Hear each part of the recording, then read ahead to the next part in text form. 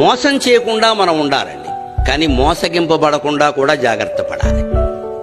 నేను ఎవరిని మోసం చేయలేదు, కానీ నన్నే అందరూ మోసం చేసి, అది నీ దోషమే, సవరించుకోవాలి. దాని ద్వారా సానుభూతి సంపాదిద్దామని చూడద్దు.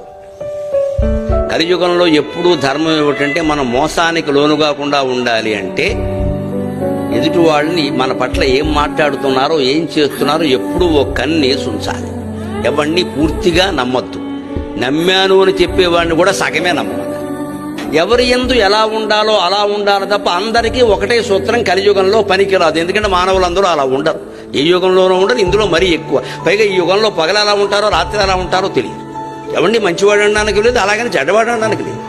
లోకమంతా చెడిపోయిందంటే మీరు గమనించండి. ఒక 10 ఏళ్లుగా గుళ్ళల్లో పూజలు పెరిగాయి, తీర్థయాత్రలు పెరిగాయి, పూజలు పెరిగాయి, అన్ని హారతులు పెరిగాయి, ఇలా ప్రవచనాలకు జనం రావడం కూడా విపరీతంగా పెరిగింది. కానీ ధర్మము నీతి పెరిగిందని చెప్పగలరా మీరు?